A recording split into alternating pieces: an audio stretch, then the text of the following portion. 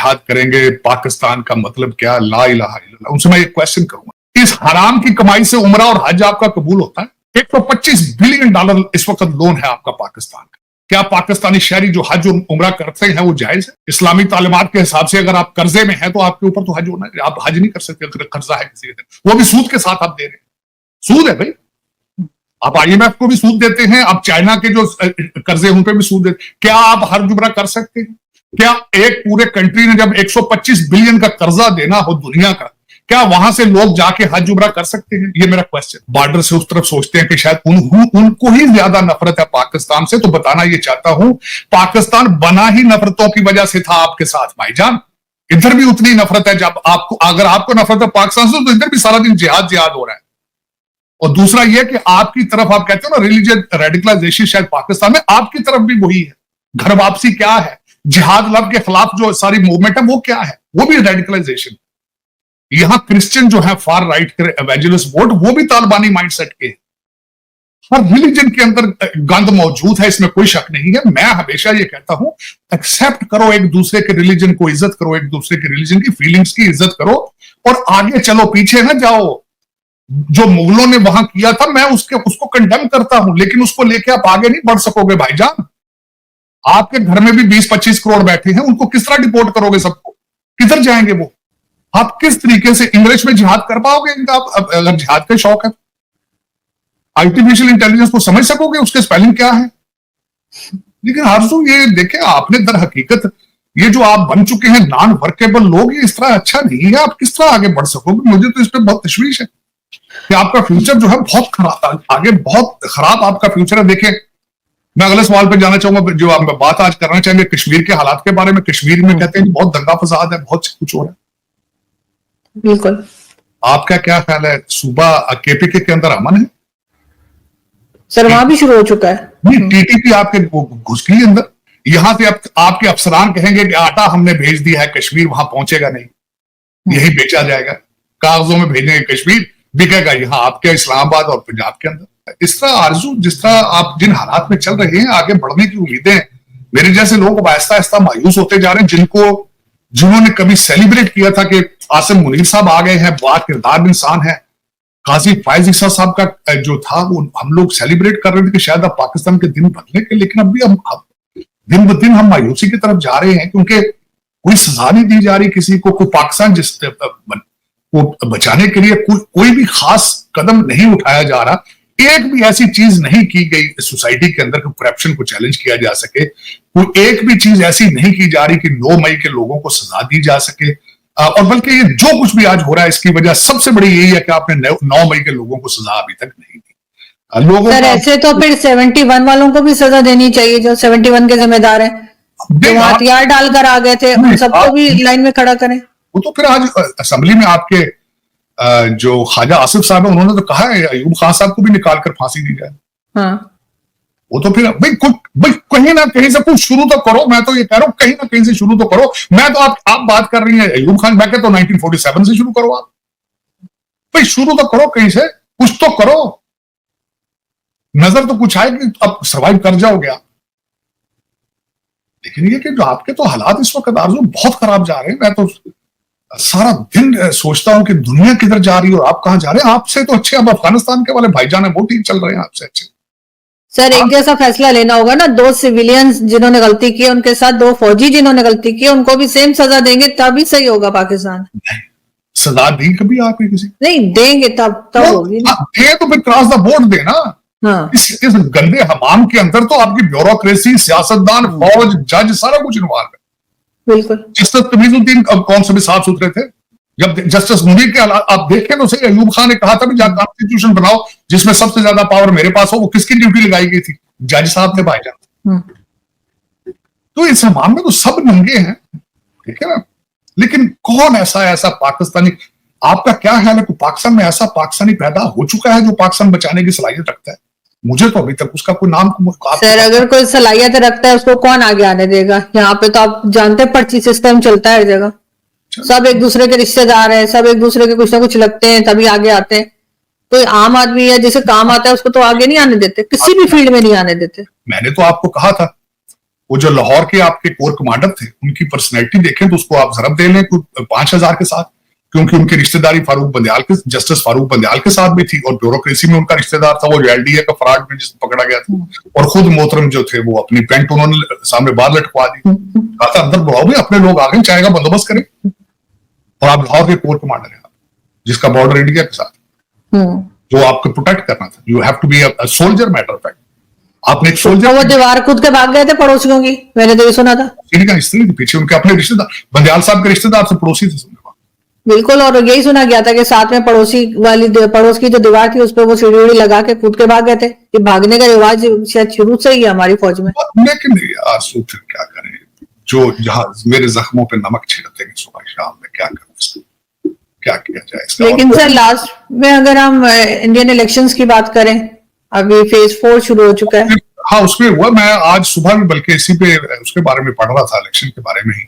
66% turnout है उसकी, और उसके पिछले सालों के पिछले जो दूसरे इलेक्शन थे उनके साथ भी कंपैरिजन कर रहे थे कि 67 के आसपास ही होती है वहां पे टर्नआउट, और 66 इस दफा क्यों चल रही है? लोग ओवर कॉन्फिडेंट है मेरे ख्याल में, वो समझते हैं कि मोदी साहब इज अ पॉपुलर, तो वो बीजेपी के कई सपोर्टर बाहर नहीं निकल रहे इस वक्त मेरे ख्याल में।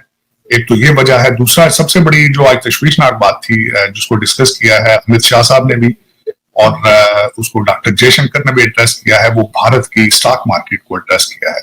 उसके अंदर फ्लक्चुएशंस चल रही हैं, तो ये है, खदशात हैं जैसे। लेकिन मुझे जो मैं देख रहा हूं, चौथा स्टेप जो है वो हो चुका है, 3 स्टेप अभी बाकी हैं। लेकिन जो नजर आ रहा है कि मोदी साहब will be winning with racket numbers.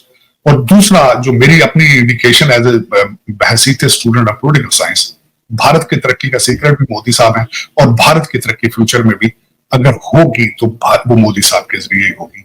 क्योंकि ये जो मुख्तलिफ पार्टियां कोलिशन गवर्नमेंट्स बनाती हैं, वो सर्व नहीं कर पाती, ना अपने ऑब्जेक्टिव हासिल कर पाती। तो मेरे ख्याल में अगर भारत आगे बढ़ेगा तो वो मोदी साहब के साथ ही बढ़ेगा, उसके बगैर पॉसिबल नहीं है। और जो मैं इम्प्रेस्ड हूँ मोदी साहब से, वो ये है कि सख्त डिसीजन लेते हैं, और दूसरा इज अ टीम बिल्डर, और मर्द शनास है कि वो उन्होंने अच्छी टीम हमेशा क्रिएट की। और करप्शन के साथ देखें, करप्शन एक इंसानी जिबिलत होती है। सबसे पहले तो यह बताना चाहूंगा, जहां करप्शन होती कहाँ, जहां इंसान को अपॉर्चुनिटी मिलती है वो वहां अपना वार करता है। फिर वो प्रमोट इस तरह होती है कि जब सोसाइटी के अंदर उस पर सजा नहीं दी जाती। तो वो इन चीजों के ऊपर आपका क्या ख्याल है? भारत में करप्शन नहीं होगी है, लेकिन मोदी साहब इज नॉट अ करप्ट, और उन्होंने एक अपना सिस्टम, ये चीजें बना रखी हैं जिसमें वो उस पर कंट्रोल करते हैं। रशिया की मैं अभी आपने जब अगर करप्शन की बात कर रहे हैं, देखिए पुतिन साहब ने अपना डिफेंस मिनिस्टर चेंज कर दिया है, और पिछला जो डिफेंस मिनिस्टर है उनकी पार्टी का था, उसके ऊपर एलिगेशंस थी करप्शन की, उन्होंने चेंज कर दिया। बल्कि कहा जाता है जंग के हालात में घोड़ा तब्दील नहीं किया जाता, लेकिन उन्होंने अपना सख्त फैसला किया है, करप्शन के ऊपर उनका स्टैंड। अगर करप्शन पे स्टैंड नहीं है तो मेरे वतन अजीज के अंदर नहीं है। बाकी तो दुनिया करप्शन पे लोग पकड़ते हैं, चाइना गोली मारते हैं, और गोली का बिल भी मरने वाले के घर से लेते हैं, वो नहीं सीखते। चाइना तो जाते हैं भाग भाग के किकबैक्स लेने के लिए, फराडिये सारे जाते हैं वहां। फराडियों के लिए China is the best destination, corruption उनके कल्चर का हिस्सा है चाइना के, तो वहां जाते हैं। लेकिन वो जो गोली मारते हैं वो नहीं देखते, कहते हैं चाइना से सीखेंगे, क्या सीखेंगे? किकबैक्स, वहां से गोली मारना नहीं सीखते। चल फिर ये पसंद अपनी अपनी, नसीब अपना अपना। पाकिस्तान का मतलब क्या? ला इलाहा इल्लल्लाह, इसका मतलब भी नहीं पता है उनको। ये भी बिल्कुल बिल्कुल ऐसे ही। लेकिन सर फिलहाल तो सब लोग यही हैरान हो रहे हैं कि भारत पहले नंबर पर और हम दूसरे नंबर पर आ गए हैं दुबई की प्रॉपर्टीज में। अब देखते हैं कि इस न्यूज पे आगे कितने दिन बात होती है, इसको छुपा दिया जाएगा। आप जानने वालों को ये भी बताएं कि आप उनका भारत के स्टेट, आप उनके मुकाबले में साइज में बहुत कम है। बहुत, और उनकी इकॉनमी चल रही है 8.4% पे, आपकी इकॉनमी चल रही है 1.4% पे। ये भी बताएं देखने पर। और वो भी लोन्स और इसी किस्म की चीजें IMF वगैरह की, अपना पैसा तो कोई नहीं हमारा। पाकिस्तान में जो लोन बाहर से पहुंचते ही नहीं ना, यही तो खूबसूरती है। अमेरिका की तो लॉटरी निकली हुई ना, यहीं से पैसे देते हैं, सिर्फ वो एक अकाउंट से निकल के दूसरे अकाउंट में यही न्यूयॉर्क सिटी बैंक में चले जाते हैं। IMF से निकलते हैं तो सिटी बैंक या तो लॉयड लंदन चले जाते हैं, या सिटी बैंक न्यूयॉर्क में चले जाते हैं। लॉटरी, गुर्दे आपके बिकते हैं। आपको तो 25 करोड़ लोगों को रखा गया है सिर्फ इनकी किस्तें देने के लिए। आप तो दुनिया का सबसे बड़ा एक लेबर कैंप है, जहां पे कोड़े मार मार के लोगों से मुशक्कत ली जा रही है। तो क्या करें? बस और देखने वाला सुनने वाला।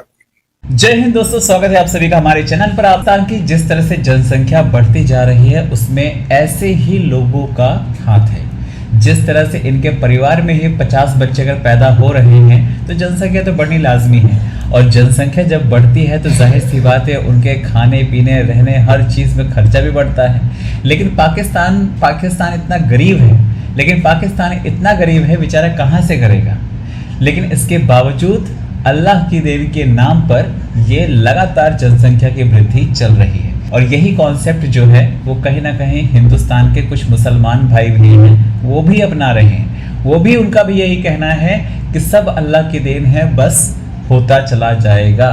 भाई इनको कोई समझाए कि अल्लाह की देन नहीं होती है, ये आपकी आपसी देन है, और इस तरह से आप अल्लाह के नाम पर करते रहेंगे तो जाहिर सी बात है भूखों मरने की नौबत आ जाएगी। और मुझे लगता है कहीं ना कहीं पाकिस्तान से हिंदुस्तान के मुसलमानों को भी सीखने की ज़रूरत है कि जिस तरह से आज पाकिस्तान आटा के लिए तरस रहा है, आटा के लिए लोग लाइनों में लगे रहते हैं अपने परिवार के लिए, लेकिन फिर भी उनको आटा नसीब नहीं होता। अगर यही सोच आप भी रखेंगे तो कल के फिर देश में क्या होगा। आज हर कोई रोता है सरकारी नौकरी नहीं मिल रही, सरकारी नौकरी एक लिमिटेड होती है, कितनों को नौकरी मिलेगी। आप ही देखिए 1947 के आसपास जो हिंदुस्तान में मुसलमानों की संख्या थी वो लगभग 9 करोड़ के आसपास थी। लेकिन आज के अगर हम सेंसस की बात करें तो हालांकि अभी तक जनगणना ठीक तरह से नहीं हुई है, लेकिन अगर अंदाज़ा लगाएं तो ये संख्या कम से कम 25 से 30 करोड़ के आसपास बैठेगी। तो जिस तरह से मुसलमानों की संख्या यहाँ बढ़ रही है और हिंदुओं की कम हो रही है, ये पहली बात तो हिंदुस्तान के लिए चिंता का विषय है। और वहीं पर मुसलमानों को भी चाहिए, अल्लाह की देन के नाम पर जिस तरह से आप आबादी बढ़ा रहे हैं वो सही नहीं है, क्योंकि रिसोर्सेज लिमिटेड है, और ऐसे में अगर जनसंख्या बढ़ती रहेगी तो आने वाला जो भविष्य है वो चाहे हिंदू हो चाहे मुसलमान हो, किसी का भी सही नहीं होगा।